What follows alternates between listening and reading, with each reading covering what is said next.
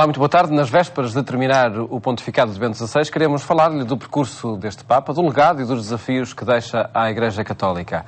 Temas para a análise do jornalista António Marujo, com quem conversaremos daqui a pouco. Antes, outras notícias que marcam a atualidade religiosa em Portugal e no mundo. Centram-se no Vaticano as notícias que marcam a atualidade religiosa. Esta manhã, Bento XVI despediu-se dos peregrinos presentes em Roma. Foi a última de muitas audiências que, em cada quarta-feira, constituíam uma oportunidade de encontro com o Papa no Vaticano.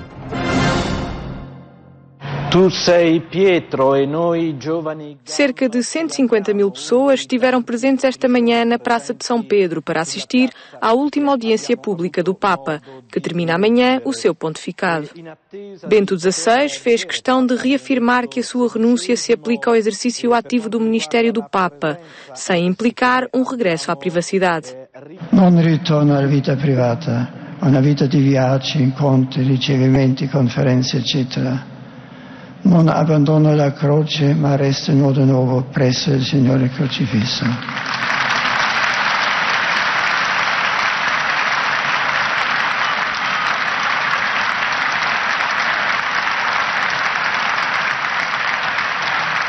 Non porto più la potestà dell'ufficio per il governo della Chiesa, ma nel servizio della preghiera resto, per così dire, nel recinto di San Pietro.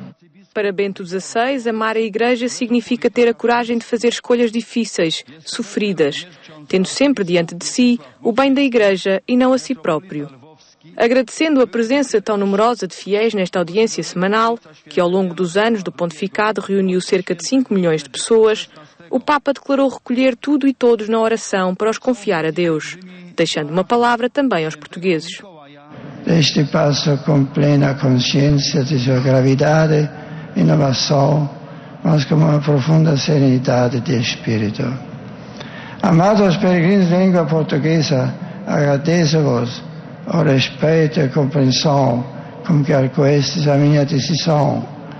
Continuarei a acompanhar o caminho da Igreja na oração e na reflexão, com a mesma dedicação ao Senhor e à sua esposa, que vivi até agora e quero viver sempre. Peço que vos recordeis de mim diante de Deus e, sobretudo, agradeceis pelos cardeais chamados a escolher o novo sucessor do apóstolo Pedro. Confio-vos ao Senhor e a todos concedo a bênção apostólica. Obrigado.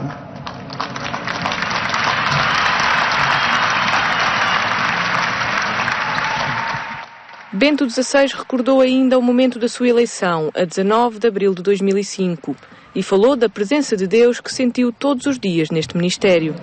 Nestes quase 8 anos, sempre senti que na barca está o Senhor, e sempre soube que a barca da Igreja não é minha, não é nossa, mas do Senhor. Entretanto, não é só a Deus que quero agradecer neste momento. Um Papa não está sozinho na condução da barca de Pedro, embora lhe caiba a primeira responsabilidade. O Senhor colocou ao meu lado muitas pessoas que me ajudaram e sustentaram.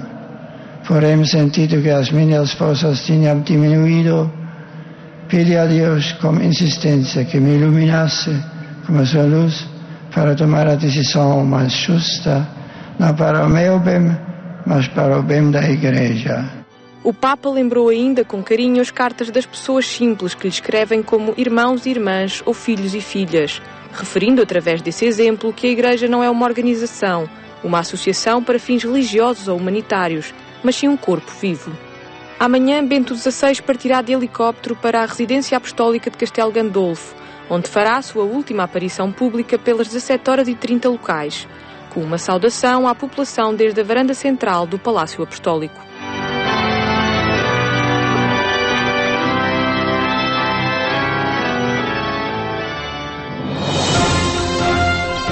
O reconhecimento do pontificado de Bento XVI, que fica na história também pela profundidade de reflexão e de diálogo entre fé e razão. Vão nesse sentido muitas análises ao legado deste Papa.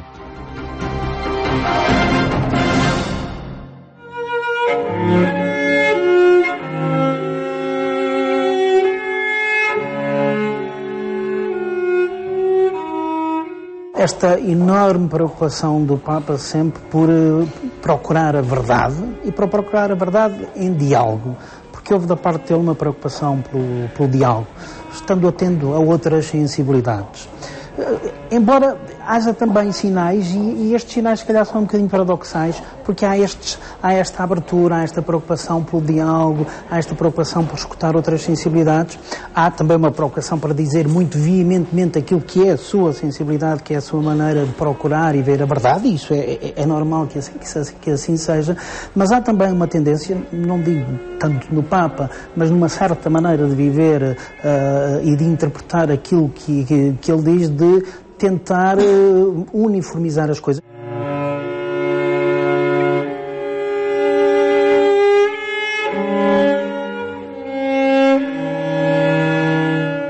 Eu creio que Bento XVI nos surpreendeu em vários aspectos. Antes de mais, pela sua primeira encíclica. Considero um documento de uma importância transcendental, porque Bento XVI aí vai ao nuclear da fé. Aliás, na mensagem da Quaresma para este ano 2013, ele voltou ao tema, e não é um tema, entre outros, é no fundo dizer que a fé se vive fundamentalmente a partir de uma atitude de amor, e isto tem uma densidade cristã e uma universalidade de mensagem que nós não podemos de maneira nenhuma ignorar.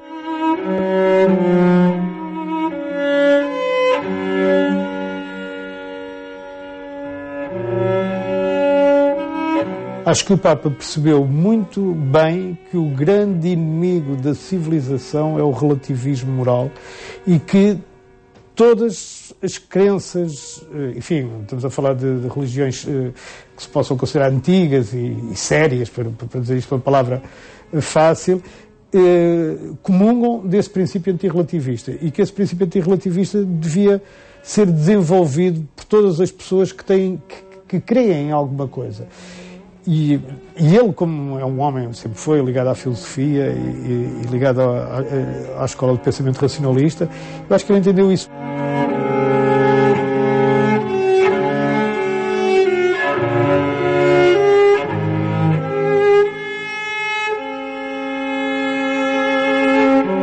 Creio que foram 8 anos muito ricos para a Igreja, interna e externamente.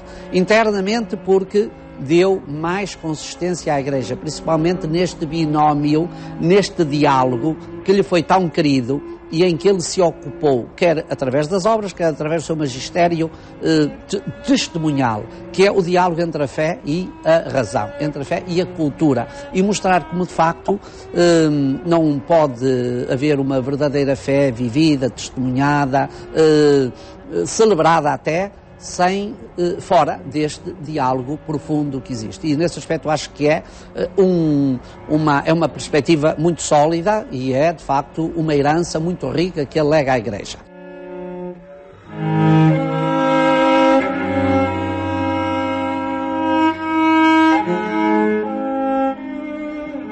Seguramente que o Papa vai escrever. Eu não tenho nenhuma competência especial para dizer isto, mas estou absolutamente convencido disso, até por aquilo que eu sei que são os momentos de tranquilidade que o Papa tem, são, além de tocar piano, estudar teologia e escrever sobre teologia. Portanto, ele vai com certeza fazer isso, ao mesmo tempo que vai rezar e vai também escrever, porque reza mais e vai tirar por isso mais coisas para escrever. Mas não tenho a certeza de que esses textos venham a ser publicados nem em vida dele, nem na vida do seu sucessor. Não acharia estranho que esses textos ficassem guardados, lacrados, para publicação num outro momento.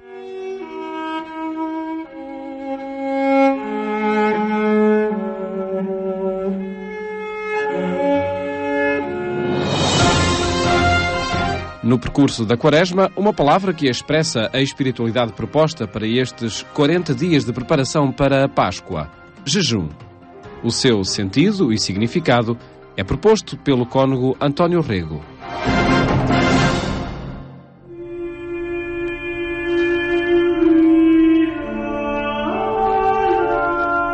Tenho sede, disseste-o na cruz. A mulher samaritana que te falou e ouviu percorreu em Sicar o caminho da sede à fonte. Precisamos despojar-nos para de ti experimentarmos a fome e a sede. São muitos os que morrem famintos de pão. Talvez mais os que morrem por não terem experimentado o jejum, a procura do pão que mata a fome para a vida eterna, em troca das migalhas com que se banqueteiam todos os excessos do prazer. O jejum é a medida de equilíbrio entre o sim e o não a todas as seduções que nos levam à morte.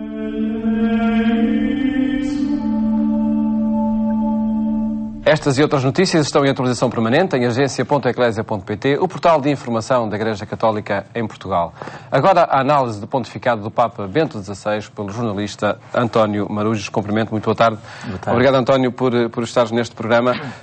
Numa semana em que o pontificado de Bento XVI é passado em revista de muitas formas, de muitas perspectivas, na tua e pessoalmente, o que é que marcou, o que é que distinguiu este pontificado de Bento XVI?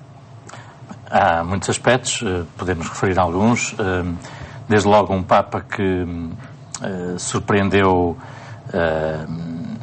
positivamente, por exemplo, na firmeza da luta contra os abusos sexuais do clero, que foi, enfim, um aspecto inesperado que ele teve que enfrentar, embora fosse um problema que já viesse de trás, mas o volume dos casos que apareceram obrigou a enfrentar essa questão com uma determinação que penso que foi importante. Fragilizou este pontificado? Eu penso que não. Acabou por ser uma marca positiva da ação do Papa, porque ele, quer nas medidas que ele fez com que fossem tomadas, quer nas suas declarações e nos gestos de pedido de perdão, vários que ele multiplicou, por exemplo, em diversas viagens. Encontrando-se com as vítimas. Encontrando-se com vítimas. Eu penso que isso acabou por marcar positivamente. Obviamente há sempre pessoas, e nomeadamente vítimas, que contestam mesmo assim, achando que foi pouco aquilo que se fez. Há outras pessoas que dizem que neste momento a Igreja Católica é porventura das instituições ou a instituição mais segura do mundo para obstar a esses abusos. Enfim, isto vale o que vale, mas há pelo menos essa apreciação de muita gente também. Noutros setores que marcaram também alguns problemas, que foram desastrosos para o Papa, os casos da revelação dos documentos no Vaticano, enfim, de alguma desordem que poderá existir na Curia Romana, terá sido um fator determinante para apresentar a renúncia? Eu penso que sim. Isso sim terá fragilizado bastante, acho eu, o pontificado e a ação do Papa. Não tanto pelos escândalos, que não era o caso, as cartas não denunciavam grandes escândalos, mas denunciavam sim um ambiente de intriga e de luta pelo poder permanente dentro da Curia Romana, que seria suposto não existir, ou pelo menos não existir nesta escala. E penso que isso, mesmo avaliando algumas declarações já anteriores e agora recentes, depois do pedido de renúncia, algumas declarações do Papa, terá levado a que ele avaliasse que de facto não tinha condições já para suster esse ambiente de conflito permanente e de tensão. Mas, e por aí também eu penso que o gesto de renúncia ficará a marcar claramente este pontificado. É uma ruptura enorme com a tradição histórica, mesmo comparando com a meia dúzia de casos que houve até há 600 anos, as condições são completamente diferentes e, sobretudo, é um ato de plena liberdade, coisa que os anteriores não foram. Depois podemos também pensar, por exemplo, na questão do diálogo com o Islão. O Papa João Paulo II tinha já sido capaz de alguns gestos no estabelecer de pontos com outras religiões. Bento XVI, também por causa de uma polémica criada à volta de um discurso que fez em Ratisbona, na Alemanha, acabou por ser obrigado a promover com o Islão uma série de iniciativas de diálogo institucional que me parece que ficarão a marcar também este pontificado. E que fez também com o mundo judaico e com o mundo protestante. Sim. Com o mundo protestante é uma nota de alguma frustração, porque o Papa, quando tomou posse, aliás, logo no primeiro discurso, ainda antes da missa de início do pontificado, ele disse que tinham que ser dados passos significativos no diálogo ecuménico, portanto, entre as diferentes igrejas cristãs. Ora, se alguém está em posição de dar passos significativos, uma dessas pessoas é o Papa. E ele repetiu essa afirmação ao longo do pontificado meia dúzia de vezes, e não se percebe porque é que ele não foi capaz de ter um gesto, ter uma iniciativa ousada no campo do diálogo ecuménico. Penso que aí, de facto, fica um certo sabor à frustração que, porventura, a história um dia irá explicar, mas neste momento não percebemos essa ausência de um gesto depois de sucessivas declarações a dizer que eram precisas aquilo que marcou o afastamento entre católicos e protestantes poderia ter sido ultrapassado mesmo doutrinalmente neste pontificado? Tinhas essa expectativa? Bom, eu penso que não chegaremos um dia a ter uma igreja única reunindo todos os cristãos sob o mesmo Papa. Quer dizer, acho que a experiência do cristianismo desde as suas origens é uma experiência plural. Desde logo temos 4 evangelhos canónicos, para além dos apócrifos, que são outras visões que os cristãos do início não aceitaram, mas esses 4 evangelhos mostram que as correntes, digamos assim, as escolas dos primeiros cristãos eram já muito diferentes entre si. Portanto, o cristianismo é plural desde o seu início. E o que os cristãos hoje, as igrejas cristãs no seu todo, têm que aceitar é uma diversidade de experiências no campo cristão. Isso significa que, mesmo no interior da Igreja Católica, o pluralismo tem que ser uma realidade mais bem aceita do que até hoje. Portanto, o saber lidar com o pluralismo e com as diferenças entre as diferentes igrejas, penso que é uma atitude importante. Não chegaremos a essa igreja única, penso eu, pelo contrário. O que tem que ser dados passos é no sentido de alguma aproximação doutrinal em algumas matérias que é possível, até porque os cristãos e os responsáveis das igrejas passam a vida a dizer que é mais aquilo que os une do que aquilo que os separa. Portanto, isso tem que ter tradução. Efetivar tudo isso. Exatamente. E depois também passos no sentido de, tendo essa unidade no essencial, permitir a pluralidade das experiências da fé. São já desafios, talvez, que se possam enumerar para o sucessor deste Papa? Sem dúvida nenhuma, a par de outros que têm a ver com a estrutura interna da Igreja, quer dizer, há questões que não podem continuar a ser adiadas, a questão da moral sexual, a questão do papel da mulher no interior da comunidade cristã, a questão mesmo da disciplina do celibato, que são questões que muita gente dentro da Igreja coloca e que têm que ser afrontadas, penso eu. Tendo em conta essas questões, que perfil é possível prever para o próximo Papa? Bem, o Papa Bento XVI disse que não iria influenciar o conclave próximo. Obviamente ele acaba por influenciar diretamente, porque o grosso a maior parte dos cardeais foram escolhidos por ele. E a questão também das energias que é necessário ter para... Ao fazer essa declaração, ele está claramente a dizer que é preciso alguém mais novo do que quando ele foi eleito. E, portanto, estamos a falar de pessoas no máximo até aos 70 anos, penso eu, 70, 71, por aí. Obviamente isso retira já uma grande parte dos eleitores. Enfim, sabemos que teoricamente qualquer batizado católico pode ser eleito, mas o eleito acaba por ser um cardeal. E, portanto, essa declaração do Papa acaba por retirar já uma série de cardeais da possibilidade de ser eleitos, porque claramente tem-se repetido declarações de diversos cardeais a dizer que, de facto, é preciso alguém mais novo. E, portanto, penso que será um fator óbvio a ter em conta. E depois pesarão outros, desde logo a questão geográfica, embora não seja... Será relevante essa questão? Não como questão isolada, mas conjugada com outras, conjugada com os modos de ver a Igreja, os modos de ver as prioridades para o pontificado, para o próximo pontificado. E assim, na tua análise, existiria alguma região de onde pudesse o Papa ser proveniente? Neste momento eu penso que é prematuro estar a apostar que o Papa será europeu ou de fora da Europa. Se for europeu, provavelmente será um italiano de novo, depois destes 2 pontificados, polaco e alemão, de João Paulo II e de Bento XVI. Se não for europeu, poderá ser um latino-americano, ou então os cardeais poderão ter aquela atitude que tiveram quando elegeram João Paulo II, ou seja, ir buscar alguém inesperado, de um mundo que está em emergência e com imensos problemas, que nessa altura era a Europa de Leste. Eu arriscaria que, se a opção for essa, os cardeais podem ir até à Ásia e escolher um asiático, porque na Ásia está a emergir um conjunto de questões, quer no interior da Igreja, quer na questão do diálogo da Igreja com outras religiões, o budismo, o hinduísmo, o islão, quer também no campo social. A Ásia é hoje um problema de gigantescos problemas no campo social e, portanto, é todo um laboratório da experiência comunitária, eclesial, interreligiosa e social que a Igreja tem nesse continente pela frente. E, portanto, se não for um europeu, e aí claramente a minha aposta seria o cardeal Ravasi, porque é um homem de uma outra cultura, de imensa atenção ao mundo moderno, ao mundo juvenil, por exemplo.